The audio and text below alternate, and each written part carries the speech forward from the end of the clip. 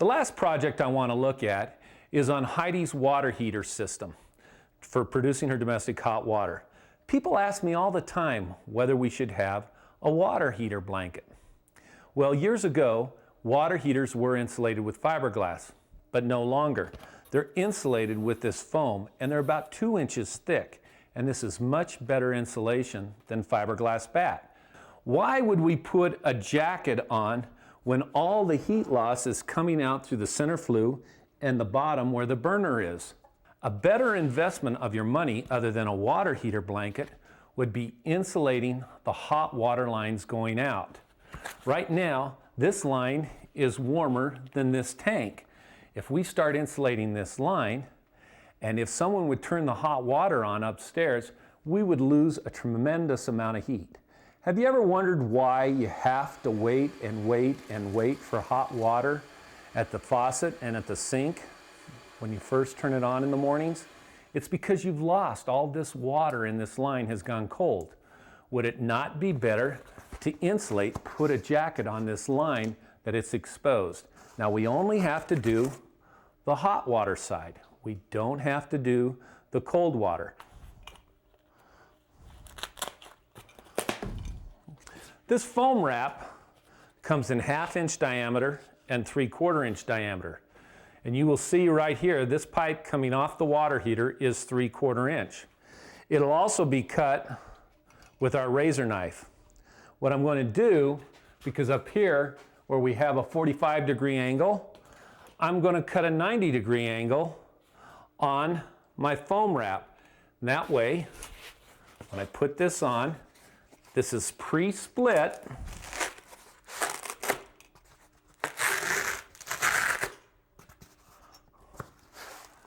It'll just snap around the copper line.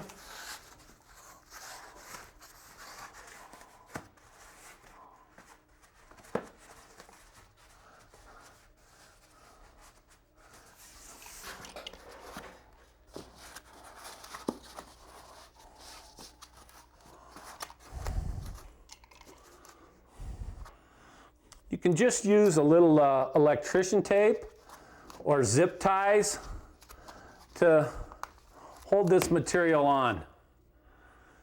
It's very similar to what you might have on your refrigeration line on your home, coming from your air conditioner to the evap coil on your furnace.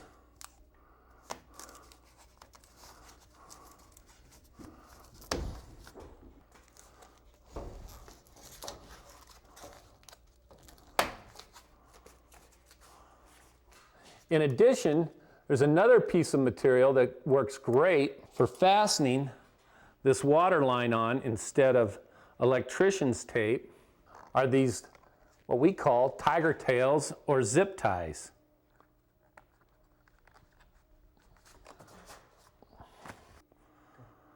What we have here between the floor joists is a sink. The 3/4 inch hot water line will continue and go on down to a shower.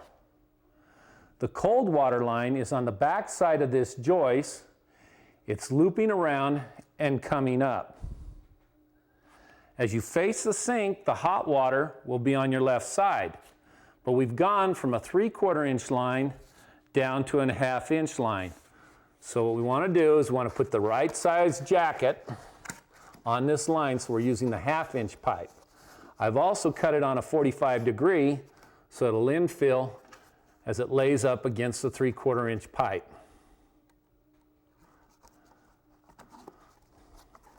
Couple zip ties or electrician's tape,